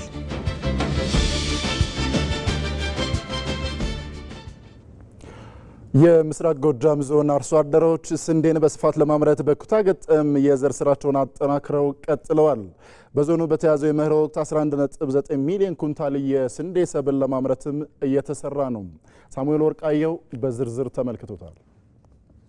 ኢትዮጵያ በስንዴ እርዳታ ጥገኝነት ለዘመናት ስታወቅ ኖራለች። አሁን የመደመር መንግስት ይህን ታሪክ ቀይሮታል። ስንዴን በስፋት በማምረት በምግብ ራስን ለመቻል በተሰጠው ትኩረት አሁን ላይ ኢትዮጵያ 33 ሚሊዮን ቶን ስንዴ በዓመት እያመረተች ትገኛለች። በዚህም የምግብ ሉዓላዊነትን አረጋግጣ ወደ ስንዴ ላኪነት ተሸጋግራለች። ይህ የስንዴ እርዳታ ጥገኝነት ታሪክ ለመቀየር በቁርጠኝነት የተነሳው የኢትዮጵያ አርሶ አደርም በስፋት ለማምረት ወደ ስራ ገብቷል። በምስራቅ ጎጃም ዞን የደብረ ኤልያስ ወረዳ አርሶ አደሮችም በዘንድሮው የመኸር ወቅት የስንዴ ሰብል የዘር ስራቸውን በኩታ ገጠም እያከናወኑ ነው። ስንዴ በዚሁ በክላስተር ስንዘራ በእርሻ መኪና መጀመሪያ በክላክተር ረስ እንባላለን።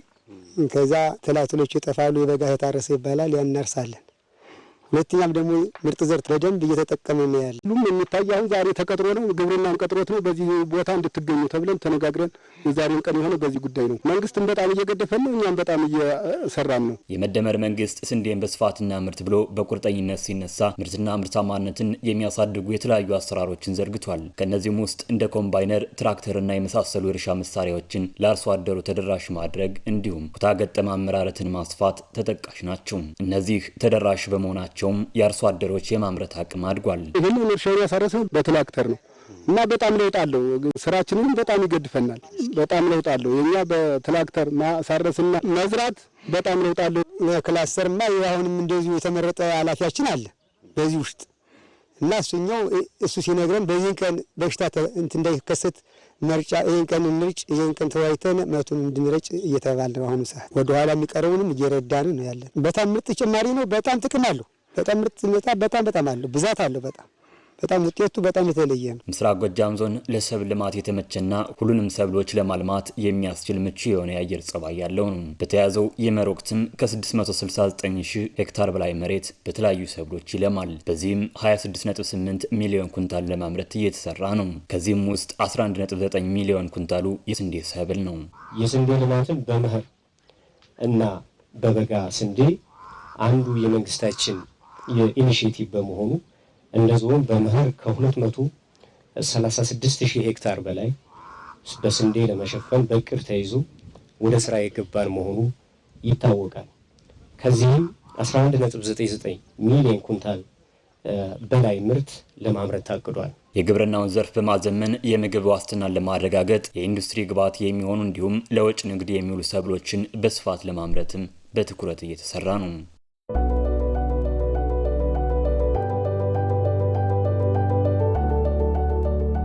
ስሜ አለም መካ ይባላል።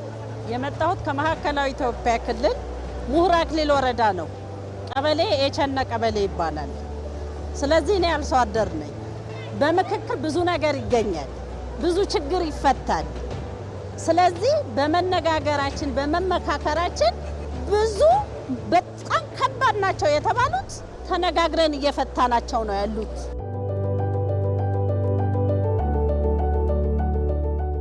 ስሜ ያለ አብዱ ዋሂድ መሐሙድ ከሶማሌ ክልል ዞን አፍደር ወረዳው ኢሜይ የተወከልኩት መንግስት ሰራተኛ። እኛ መጀመሪያ ያሰብ የነበረ የራሳችን የቻለን ክልላችንና እኛ የራሳችን ጥቅም ብቻ ልናገር ነበር። ግን አሁን ያየን የኢትዮጵያ አንድነት። ስሜ ፈቲያ ብሽር እባላለሁ። ከቤኒሻንጉል ጉሙዝ መምህርት ነኝ ከመንጌ ወረዳ። እስካሁን የመጣነው በጣም በፍትሃዊ በሆነ ሀሳባችን እየሰጠን ነው። ተግባብተን ተስማምተን ያለውን ነገር እርስ በርስ የመስማማት ነገር ላይ እየደረስን ነው። በጣም ደስ የሚል መድረክ ነው። ኃይሉ ለገሰ ቤኮ እባላለሁ። የመጣሁት ከኢሉ አባቦር ነው። ሰልገንሉ አባገዳዎችን ወክዬ ነው። እያንዳንዱ ሰው ሀሳቡን የማዋጣት የማጋራት ክፉም ይሁን መጥፎ የሚጥምም ይሁን የሚመር መደማመጥ ግዴታ ነው። ሁላችንም የሚመስለንን ሀሳብ ሰጥተናል። ሀሳቡ አወያይተን አይተን የእኛ መሆንበት የኢትዮጵያ ብለን የኢትዮጵያ ተብለን የሚወጣበት መንገድ ነው የምንሄድ ያለን። እዚህ ምክክር ያለኝ ተስፋ ሁሉንም ኢትዮጵያዊ ተስማምታ ሁላችንም እጅ ለእጅ ተያይዘን ኢትዮጵያ እንገነባለን። ከዚህ ስንወጣ የተጣላው በራሱ ጊዜ የተታረቀ እንዲጠብቀን፣ መሳሪያ ያነሳው መሳሪያ አስቀምጦ እጁን ወደ ሰላም ወደ አብሮነት እንዲሰጥ ነው የምንፈልገው።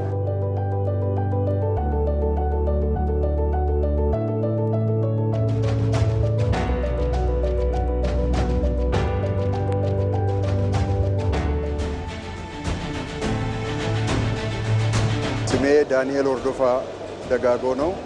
የመጣሁት ከቶሮንቶ ካናዳ ነው።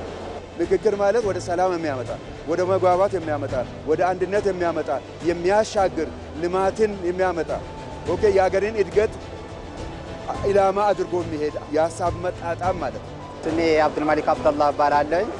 የመጣሁት ከማዕከላዊ ኢትዮጵያ ነው። እያንዳንዱ ተሳታፊ የራሱን ሀሳብ አንጸባርቋል፣ አዋጥቷል። ያንን ሀሳብ ወደ አንድነት በሚመጣ መልኩ መርጭ ተደርጎ ሀገራችን በምን አይነት ሁኔታ ላይ መገንባት መቻል አለበት ወደሚል ወደ ስምምነት እየተመጣ ነው። ያ ማለት የነገው የጋራ እጣ ፈንታችን በጋራ የመወሰን እድልን በጣም ክፍት ያደርግልናል ማለት ነው። መጋቢ ሃይማኖት ፍጹም ዳንኤል አዲስ አበባ ልደታ ክፍለ ከተማ ከማህበረሰብ የዚህ ሀገራዊ ምክክር የመጨረሻው መግባባትን፣ አንድነትን፣ ሰላምን የሚያመጣ ስለሆነ እየተግባባን ያለ ነው።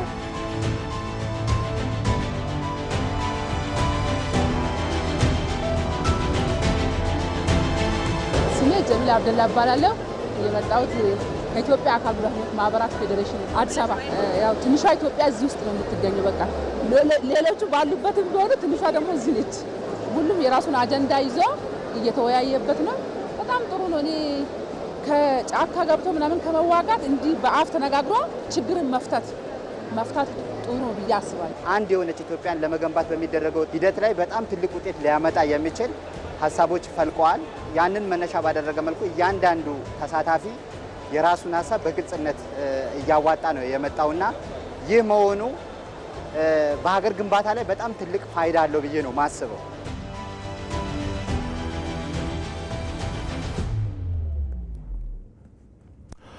ተመልካቾች ከኢትዮጵያ ቴሌቪዥን በቀጥታ ወደ እናንተ እየደረሰ ያለው ዘገባችን ይቀጥላል። አሁን ደግሞ ቀደም ሲል ወደ እናንተ እናደርሰዋለን ወዳልነው ጠቅላይ ሚኒስትር አብይ አህመድ ከኦቤን ጋር ባደረጉት ቃለ መጠይቅ ላይ ትኩረቱን ወዳደረገው ዘገባ ነው የምናልፍ። በኦሮሚያ ክልልም ሆነ በተለያዩ አካባቢዎች ተከስተው ለነበሩ የጸጥታ ችግሮች የፖለቲካ ሽግግሩ ተፈጥሯዊ ባህሪ አንዱ መነሻ ነው አሉ ጠቅላይ ሚኒስትር አብይ አህመድ። ለዓመታት በፖለቲካ ምህዳሩ ውስጥ ተንሰራፍተው የቆዩ የማይታረቁ ትርክቶች ለሰላም ፈተና ምንጭ መሆናቸውንም አስታውሰዋል። ጠቅላይ ሚኒስትሩ ከዚህ ቀደም እንኳን ለሀገራዊ ልማት መንግስትን እንጥላለን የሚል እምነት ይዘው ትጥቅ አንግበው ሲንቀሳቀሱ የነበሩ ቡድኖችም ጭምር በጋራ ካልቆም ይህንን ማድረግ አንችልም ወደሚል አቋም መምጣታቸውንም አንስተዋል። ወንዶሰን አፈወርቅ ዝርዝር አለው። በ2010 የመጣውን ሀገራዊ ለውጥ ተከትሎ በኢትዮጵያ የተለያዩ አካባቢዎች ታፍነው የቆዩ ብሶቶች የፈነዱበትና የሰላም መደፍረስ የተስተዋለበት የአዲሱ መንግስት ፈተና ነበር። በኦሮሚያ ክልልና በሌሎች የሀገሪቱ ክፍሎች ለታዩት የሰላም ችግሮች ከዋና ምክንያቶች አንዱ የፖለቲካ ሽግግሩ ተፈጥሯዊ ጸባይ ነው። ይህ ችግር በዓለም በተለያዩ ሀገራት የታየ ነው። ሀገራዊ ለውጡን ተከትሎ ሁሉም እኩል የሚሆንበት ስራ ሲዘረጋ ቀደም ሲል ሀገርን በጉልበት ሲያዙና ሲዘርፉ የነበሩ ጥቂት ኃይሎችም ወደ ኩርፊያ ገብተዋል። በዚህም ምክንያት እነዚህ አካላት የህግ የበላይነትን ከመቀበል ይልቅ የሀገርን ሰላም ማደፍረስን ምርጫቸው አድርገዋል። ሰበብን ተቆፋ አመለጨውም ሲያሳ ገረ ዲሞክራሲ ትጉደሙት አመለከስ ይቀባ። አንደኛው ምክንያት ወደ ዲሞክራሲ የሚደረግ የፖለቲካ ሽግግር እንዲህ አይነት ባህሪ ያለው ታፍኖ በጉልበት ሲተዳደር የነበረው ፖለቲካ ለዲሞክራሲ ክፍት በምታደርግበት ጊዜ እንዲህ አይነት ባህሪ ያለው ሁሉም ተመጣጣኝ ኃይል አለኝ ብሎ ስለሚያምን በኃይል ስልጣን ለመያዝ በኃይል የፈለገውን ለማድረግ እንደሚችል በማመን ትንሽ መተሻሸት፣ መረባበሽ በኢትዮጵያ ታሪክ ውስጥም በዓለም ታሪክ ውስጥም የሚታወቅ ነው። መጀመሪያ ላይ እንዲህ አይነት ባህሪ ይኑረው እንጂ በኋላ ላይ ወደ ውይይት ተረጋግቶ ወደ መነጋገር መሸጋገሩ ደግሞ አይቀርም።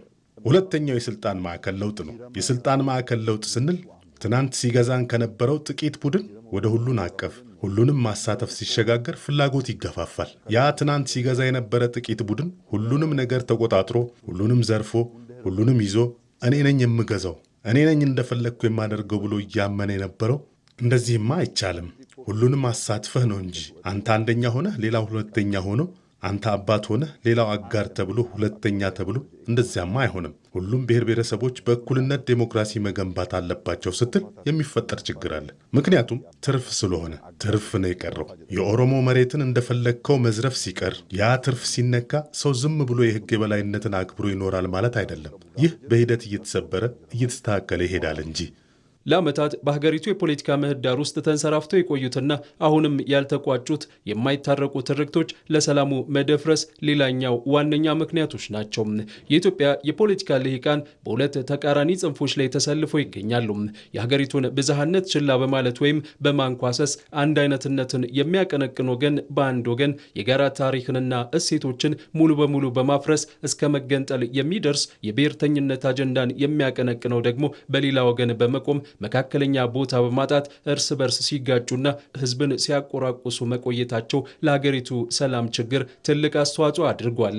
መንግስት ከነዚህ ሁለት አጥፊ ጽንፎች በመውጣት የሁለቱንም ወገን ስጋቶችና ፍላጎቶችን ያካተተ አማካይ መንገድን መርጧል።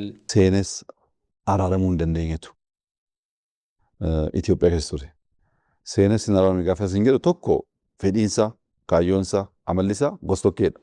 ሶስተኛው እንደ መሰረት መታየት አለበት ብዬ የማስበው ዋና ጉዳይ ሊታረቁ የማይችሉ ትርክቶች ኢትዮጵያ ውስጥ ነበሩ። ሊታረቁ የማይችሉ ትርክቶች ሲባል አንደኛው ፍላጎቱ፣ ዓላማው፣ ባህሪው ነጠላ ነው። አንድ ሃይማኖት፣ አንድ ቋንቋ ይህንን ያምናል። የዚህ ሀገር ፖለቲካ መነሻ ይህ ነው። አንድ አይነትነት፣ ሁሉንም ነገር ማመሳሰል፣ ልዩነቶችን ለማስተናገድ አለመዘጋጀት። ይህ ትክክል አይደለም። የብሔር ብሔረሰቦችን መብት ይጋፋል። ይህ ትክክል አይደለም፣ ከፍላጎታችን ጋር አይሄድም ብለው የሚታገሉ ደግሞ የሚያቀርቡት ተቃራኒ ሐሳብ መገንጠል ነው። አንደኛው ሁሉንም አመሳስሎ ሁሉንም ሰብስቦ አንድ አይነት ማድረግ ይፈልጋል። አንደኛው ደግሞ ወደ ጫፍ ወጥቶ መገንጠል ይፈልጋል። የኛ አዲሱ ምንድነው? ህብረ ብሔራዊነት ነው። ይህ ሁለቱን ሐሳቦች በመሃል አስታርቆ የተሻለ ነገር ይዞ የሚጓዝ ማለት ነው። ሶስተኛው ሐሳብ ማለት ነው። ይህ ምንድነው? አንድ አይነትነትም አይሆንም። የሃይማኖት የቋንቋ ልዩነቶች አሉ፣ የባህል ልዩነቶች አሉ። ድንበር አንድ ቢሆንም የጋራ ታሪክ ቢኖረንም ልዩነቶች ስላሉ አንድ አይነትነት ምርጫ ሊሆን አይችልም ማለት ነው። የሀገር ባለቤት ሆነን ለሀገር ደምተን ሀገር ገንብተን ግንድ ሆነን የማዕዘን ድንጋይ ሆነን የመገንጠል ጥያቄ ማንሳትም ትክክል አይደለም፣ አይመጥነንም። እሱም ስህተት ነው ብለናል። ታዲያ ምንድነው የሚሆነው? ብሔር ብሔረሰቦችን የሚያቅፍ ዴሞክራሲያዊነት ሁሉንም አቅፎ ሁሉንም አቅርቦ የአቅሙን ያህል እያበረከተ እንዲሄድ የሚያደርግ ነው። ዛሬ የመደመር መንግስት ከውስጥም ከውጭም የፈጠረው ጠንካራ ሁለንተናዊ አቅም ለወዳጅም ለጠላትም በግልጽ የሚታይ ነው። ከዚህ ቀደም ለብቻቸው መንግስትን እንጥላለን የሚል እምነትን ይዘው ትጥቅ አንግበው ሲንቀሳቀሱ የነበሩ ቡድኖች በጋራ ካልቆምን ይህንን ማድረግ አንችልም ወደሚል አቋም መጥተዋል። በኦሮሚያ ክልል ሰላም ላይ ችግርን ሲፈጥር የቆየው የሸኔ ታጣቂ ቡድን አሁን ላይ በአማራና ትግራይ ክልል ከሚገኙ ቡድኖች ጋር ለመስራት እየጣረ ነው። እነዚህ ቡድኖች ከቡድኑ ጋር ፍጹም የተለየ አቋምን የሚያራምዱ መጥፋቱንም አጥብቀው ሲመኙ የከረሙ ናቸው። ታዲያ በዚህ መልኩ የሀገርን ሰላም ለማደፍረስ የሚሰሩ አካላት ጥምረት ፈጥረዋል።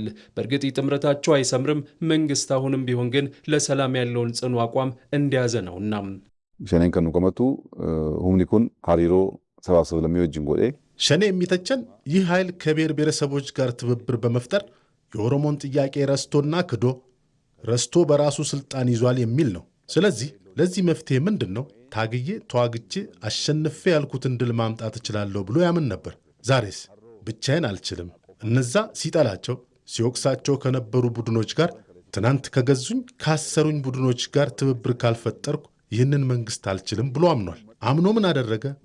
በአማራ ክልል ካለው ሸኔ ጋር፣ በትግራይ ክልል ካለው ሸኔ ጋር ትብብር እየፈጠረ ነው። እንደኔ አሁን የሸኔ ሽምቅ ውጊያ ውስጥ ያለው ቡድን ተቀጣሪ ኃይል ነው። ዓላማ የለውም፣ ግብም የለውም። አሁን ላይ በኢትዮጵያ የዲሞክራሲ ምህዳር ሰፍቷል። በቀደመው መንግስት ከፖለቲካ ተሳትፎ ተገለው በምርጫ መሳተፍ ተከልክለው የነበሩት ሳይቀሩ ዛሬ ላይ በምርጫ እንዲሳተፉ በሚዲያ እኩል ሀሳባቸውን የማቅረብ እድልን አግኝተዋል። ተፎካካሪዎች በመንግስት መዋቅር ውስጥ ገብተው በእውቀታቸው እንዲያገለግሉም እድሉን አግኝተዋል። ኢትዮጵያ ኬሰት ድሬን ዲሞክራሲ በበለተ ይጅራ ድሬን ዲሞክራሲ በበለተ ይጅራ ጋፈ ጀደሙ ኢትዮጵያ ውስጥ የዲሞክራሲ ምህዳር ሰፍቷል። ይህ ሲባል በቃል ብቻ ሳይሆን በተግባር የሚታይ ነው። ለምሳሌ ከለውጡ በኋላ በርካታ ሰዎችን ከማረሚያ ቤት አስወጥተናል። እኛ ትናንት ከማረሚያ ቤት ያወጣናቸው ሰዎች ጫካ ገብተው ትናንት ካሰሯቸው ሰዎች ጋር ትብብር ፈጥረው እየታገሉ ይገኛሉ። ከኛ በፊት ማረሚያ ቤት ነበሩ። እኛንን መተን ከማረሚያ ያስወጣናቸው ምን ሆነው ምን ተቸግረው በዘመናቸው ካሰሯቸው ከገረፏቸውና ከጎዷቸው ሰዎች ጋር ልዩ ትብብር ፈጥረው መታገል ፈለጉ የሚለው በጤነኛ አእምሮ ካሰብኮ አይገባህም። ይህ አንዱ ነው። ሁለተኛ የዴሞክራሲ ምህዳር እየሰፋ ነው ስልህ፣ ለምሳሌ ኦነግ ከዚህ ቀደም ምርጫ ውስጥ በሰላማዊ ሁኔታ መሳተፍ አይችልም፣ መብት የለውም፣ አይችልም። የቀድሞ መንግስት ከልክሎታል። አሁን ግን ሐሳብን መግለጽ ይችላል። እንደምታስታውሰው ከኦነግ የመጡ ሰዎች በኦቢኤን ላይ ሐሳባቸውን ሲገልጹ ነበር። ይህ ትልቅ ነገር ነው። ሐሳብን ማዳመጥ ብቻ አይደለም። አስፈላጊውን ድምፅ አግኝቶ የተመረጠ መንግስት መመረጥ ያልቻሉትን ካቢኔ ውስጥ አቅፎ መንግስትን መስርቷል። ይህ የዴሞክራሲ ምህዳር መስፋቱን ያሳያል። በኢትዮጵያ ምድር የታየው የሰላም ችግር የፖለቲካዊ ሽግግሩ ሂደት ተፈጥሯዊ ባህሪ፣ የጥቂት ቡድኖች መንፈራገጥና በተለያዩ ጽንፎች የቆሙ ትርክቶች ውጤት ነው። አሁን ላይ ታዲያ ኢትዮጵያ ዘላቂ ሰላም የሚረጋገጥበት፣ ብዝሃነትን የሚያከብር፣ የአንድነትን ጥቅም የሚያስጠብቅ አማካይ መንገድን በመከተልና የህግ በላይነትን በማረጋገጥ ላይ ትገኛለች። በተያያዘ ጠቅላይ ሚኒስትር አብይ አህመድ የህወሓት አመራር ያረጀ የፖለቲካ አስተሳሰብ፣ አመለካከትና የአመራር ዘይቤን በመያዝ የራሱን ፍላጎትና ጥቅም ለማስጠበቅ ሲል ሀገርን ለማተራመስ እየሰራ ነው አሉ። ጠቅላይ ሚኒስትሩ አክለውም ቡድኑ የዘመኑን ተጨባጭ ሁኔታና የህዝቦችን እኩልነት መቀበል ባለመቻሉ ከሀገሪቱ ስትራቴጂያዊ ጠላቶች ጋር በመተባበር ሁከት ለመፍጠር ቢሞክርም በነቃውና በዳበረው የህዝብ ዝግጅት ምክንያት ግቡን ሊመታ እንዳልቻለ ገልጸዋል። ሙሐመድ አልቃድር ይህንን ጉዳይ በዝርዝር ተመልክቶታል። 50 ዓመት ሙሉ ዘፈኑም አልተቀየረም። እንበር ልማት ለእውነተኛ ልማትና ብር ማለት ተስኖት አሁንም እንበር ተጋዳ ላይ እያለ ነው። አበባሪያም ምንም ሳይጎድልበት ማይኩን እንደጨበጠ ከመድረኩ ላይ ዳንኪራውን እያቀለጠ አለ። ነገር ግን ያቺ መከረኛዋ የትግራይ እናትና ልጇ የሚልሱት የሚቀምሱት አጥተው ዳንኪረኞቹ ለጦርነት በሚጣሩበት በአበበ አርያ እምበር ተጋዳ ላይ ባልተለወጠው ሐሳባቸው ባልተዋጀው አመራራቸው በትላንቱ አሮጌ አመለካከት ላይ ባለው ህዋት አበባቸው እየረገፈ በሰቆቃ ውስጥ እየተሰቃዩ አሉ።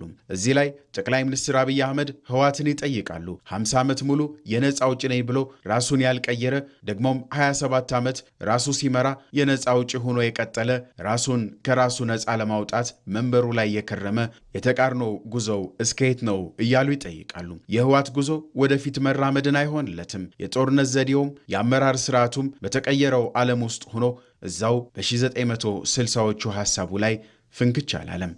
ገሬኒ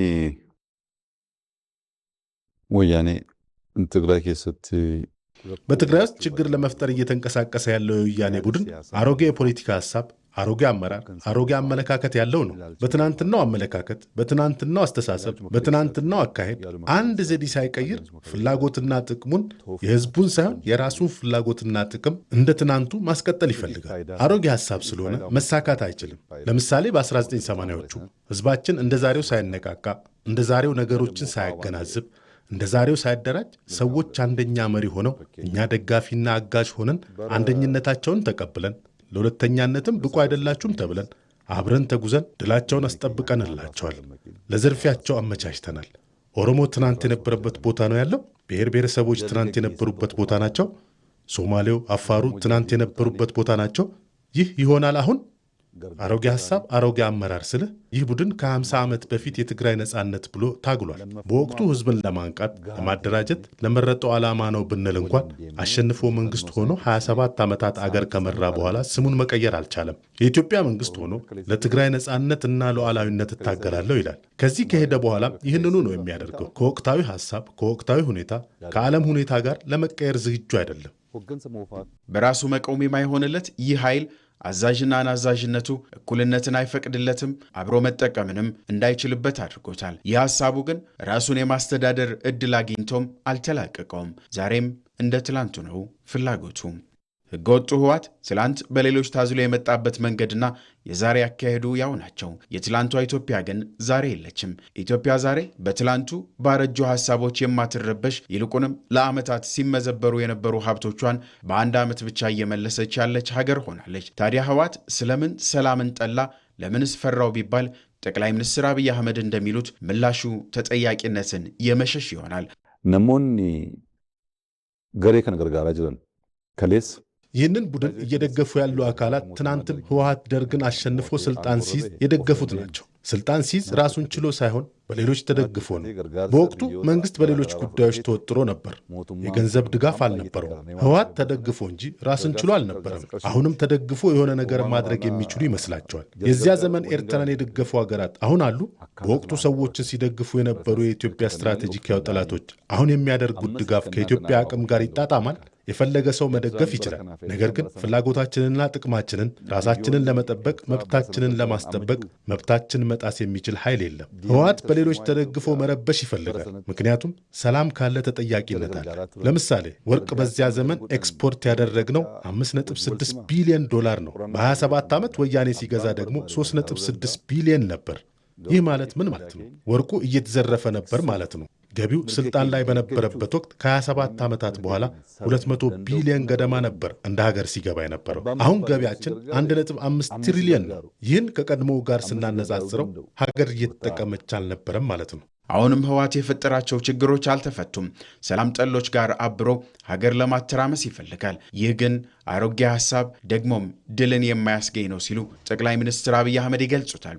ጀልኩ ሚሶምሱም ቤከኒ ሚሶምሱ ከሮርሱም ቤከኒ እነዚህ ሰዎች ማልማትን አያውቁም፣ ማቀድን አያውቁም። ፕሮፓጋንዳ ግን ይችላሉ።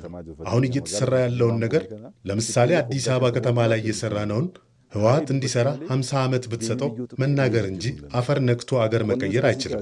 27 ዓመት ሰጥተነው አይተነዋል። ያለፉት 8 ዓመታትን ከራሳቸው ጋር ለማነጻጸር ይሞክራሉ። እነርሱ እኮ በ8 ዓመታት ውስጥ አገሩንም አያውቁትም ነበር። በ8 ዓመታት የሰራነውን በ27 ዓመታት ውስጥ ከተሰራው ስለሚበልጥ ነው እንጂ የምናነጻጽረው ከለውጡ በኋላ ከመጣው የአዲስ መንግስት ባህሪ አንጻር ካየው ግን አይገናኝም። ስለዚህ እነዚህ ሰዎች ሰላምን አይወዱም፣ እኩልነትን አይወዱም። ሐሳባቸው፣ አመራራቸውና አመለካከታቸው አሮጌ ሆኖ ከዛሬ እይታ ጋር መራመድ አይችልም። ስለዚህ ድል ማድረግ አይችሉም። ይሄ የዛሬ 100 ዓመትም አይሆንላቸውም። ይህ ታሪክ አብቅቷል። ጠቅላይ ሚኒስትር አብይ አህመድ ህወሓት ከ50 ዓመት በፊት በነበረውና ባለፉት 27 ዓመታት ካሳየው የበላይነትና የብቸኛ መሪነት ባህሪ መላቀቅ ባይችልም ሀገሪቱ በኢኮኖሚ በፖለቲካ ንቃትና በማህበራዊ ሁኔታዎች ውስጥ ትልቅ ለውጥን አድርጋለች ይላሉ። ይህ ወቅት ቡድኑ የቀድሞውን ገዥነት ለመመለስ የሚያደርገውን ጥረት ከዘመኑ አስተሳሰብ ጋር የማይሄድና ከንቱ የሚሆንበት ስለመሆኑም ጠቅላይ ሚኒስትሩ አብራርተዋል። ከውጪ በጋዛ የተደረገው የተኩስ አቁም ስምምነት በወረቀት ላይ ብቻ ያለ እንጂ ተግባራዊ እየተደረገ አይደለም ሲል የተባበሩት መንግስታት ድርጅት ገለጸ። የተባበሩት መንግስታት ድርጅት በጋዛ ማየት የምንፈልገው የተኩስ አቁም አካሄድ ይህ አይደለም በማለት ጦርነቱን አውግዟል። በእስራኤልና ጋዛ የተኩስ አቁም ስምምነት ከተደረገ በኋላ 1150 ሰዎች መገደላቸውን፣ በርካታ ሰብአዊ መብቶችና ዓለም አቀፍ ሕጎች መጣሳቸውን የተባበሩት መንግስታት ድርጅት አስታውቋል። የእስራኤልና ጋዛ ጦርነት እየተባባሰ መምጣቱን ተከትሎ አስቸኳይ እርምጃ መወሰድ አለበት ሲልም የመንግስታቱ ድርጅት አሳስበዋል። ዜናው በቃ። የተወደዳችሁ ተመልካቾች ስለነበረን ጊዜ እናመሰግናለን። አብዮት ግዛው ዜናዎችን ወደ እናንተ እያደረስኩ ከመላይ ስርጭትና ስቱዲዮ ባለሙያዎች ጋር በመሆን አብራችሁ ቆየው። የስፖርት ዘገባ ይቀጥላል። በሰላም ዋሉ።